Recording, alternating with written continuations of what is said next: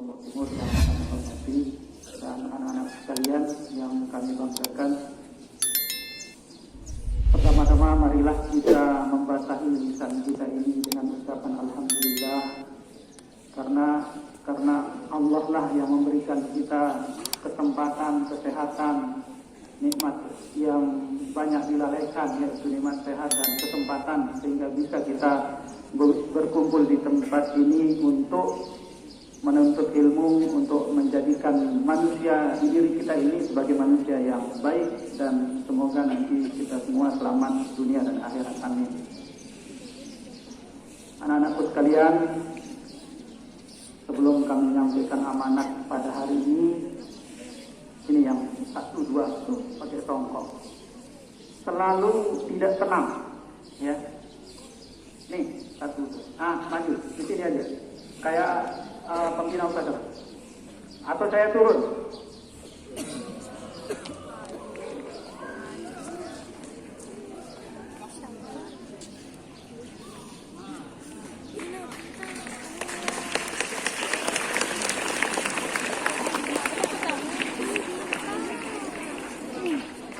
Yang lain juga kalau ada yang bergerak tidak jelas, kita berbaris di depan. Kalau begini kan enak, ya. Jadi tidak ada masalah. Siap ya? Posisi siap? Ya. Baik, peserta apel yang kami muliakan.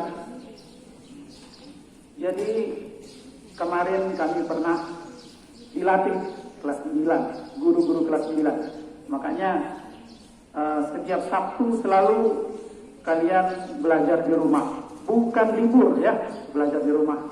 Nah, di pelatihan itu kami mendapatkan banyak ilmu. Intinya di sana terkait dengan kurikulum merdeka. Di kurikulum merdeka itu ada yang disebut dengan P5, profil pelajar Pancasila, yang kita bacakan barusan. Ya. Nah, di antara elemen atau dimensi ketuhanan yang Maha Esa dan akhlak yang mulia itu ada 5 akhlak yang harus ditanamkan oleh kita sebagai guru, diri kita, kemudian kepada semua siswa, semua penduduk sekolah. Karena negara sekarang sudah melihat bagaimana krisis moral yang terjadi. Hampir banyak sekali orang yang tidak mempunyai etika. Kita tidak tahu permasalahannya, kenapa krisis moral itu terjadi. Di antara elemen yang pertama yaitu akhlak terhadap agama. Perhatikan, akhlak terhadap agama. Jadi kita sebagai seorang muslim, tentunya ada agama luar juga. Karena kita toleransi, yaitu membiarkan mereka menganut agamanya sendiri. Jangan kita ikut. Itu toleransi yang diajarkan oleh Rasulullah. Lakum dinukum waliyadin. Agamanya untuknya, agama kita untuk kita.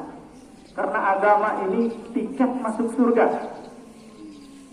Kemudian akhlak beragama ini kita harus taat kepada Allah dan Rasulnya. Apa yang diperintahkan oleh Allah kita ikuti. Apa yang dilarang oleh Allah kita ikuti. Itu yang harus kita tanamkan di jiwa kita untuk sebagai manusia yang baik. Kemudian elemen yang kedua yaitu akhlak kita terhadap negara. Negara ini dipimpin oleh presiden. Kita tidak boleh menghinanya. Kita tidak boleh mengolok-oloknya. Sekarang banyak sekali orang yang mengolok-olok, menghina pimpinan yang ada di Indonesia ini. Jangan kita ikuti, tapi mari kita doakan mereka. Termasuk kalian kalau bagaimana berakhlak kepada gurunya di sini, jangan dihina. Ya, jangan dihina. Lebih baik kita saling mendoakan.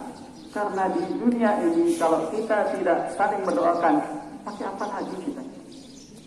Bagaimana supaya kita selamat itu? Kita saling mendoakan. Itu yang terlupakan. Karena Islam itu senjata utamanya adalah doa. Ya. Bahkan ada ungkapan, saya bantu dengan doa, ini kurang setuju saya. Padahal kita utamakan doa. Karena siapa yang bisa menjamin ya yang terjadi kepada kita itu, siapa yang menjamin baik buruknya itu? Makanya kita harus berdoa. Kemudian elemen yang berikutnya, akhlak kita terhadap diri kita sendiri. Ya, akhlak kita terhadap diri kita sendiri. Ini banyak sekali orang yang tidak menjaga dirinya. Ya, dia larut dalam gamernya tiap malam. Dia larut dalam handphonenya terus. Ya, bahkan terjerumus ke judol, tahu judol? Judi online. Ini yang merusak. Ini akhlak kita kepada diri kita harus kita perbaiki juga. Jangan kita tahu itu bahaya, kita lakukan. Bahkan ada yang sedikit bermasalah, lebih baik kita bunuh diri aja. Enak saja bilang begitu. Kalau mati di dalam bunuh diri, itu berarti proses pertama mulainya disiksa sampai selama-lamanya. Jangan dianggap bunuh diri itu keluar dari masalah, ya. Tetapi begitu terjadi ada yang mau bunuh diri, berarti mulailah siksaan itu terjadi, baik di alam kubur sampai seterusnya. Ini harus diperhatikan. Itu akhlak diri sendiri. Kemudian jangan membuang-buang waktu juga, ya. Jangan membuang-buang waktu yang sia-sia. Kemudian selain akhlak kepada diri sendiri, ada juga akhlak kepada orang lain. Kita ini hidup berdampingan bersama keluarga, tetangga, ya. Jangan sampai kita begitu berbicara, berkomunikasi dengan orang lain, kita sibuk dengan hati kita, ya. Kemudian kita sedikit-sedikit mengambil kesimpulan yang salah begitu kita ditegur, diberitahu. Perbanyak positif thinking, ya. Perbanyak berpikir positif. Itu yang harus kita tanamkan juga. Kemudian selain akhlak untuk diri sendiri, kita harus berakhlak yang baik terhadap lingkungan alam sekitar kita. Ini seringkali kita himbau untuk anak-anak sekalian, jangan buang sampah sembarangan, ya, karena itu akan berakibat fatal nanti. Kalau sudah tidak peduli terhadap sekitarnya, itu akan terbiasa sampai tua. Kalau sudah terbiasa sampai tua, tidak peduli di sekitarnya, itu merugikan dia sendiri. Oleh karena itu, kalau ada sampah, jangan dibuang sembarangan. Karena sampah itu punya tuan. Sayangnya tidak bisa bicara sampah itu, ya. Kalau dia bisa bicara, saya dibuang sama ini, ya. Tadi isinya sudah dimakan, makanya dibuang aja pada tempatnya. Sampahku adalah tanggung jawabku, itu ya. Jadi slogannya sampahku adalah tanggung jawabku. Itu yang harus kita ingat betul-betul.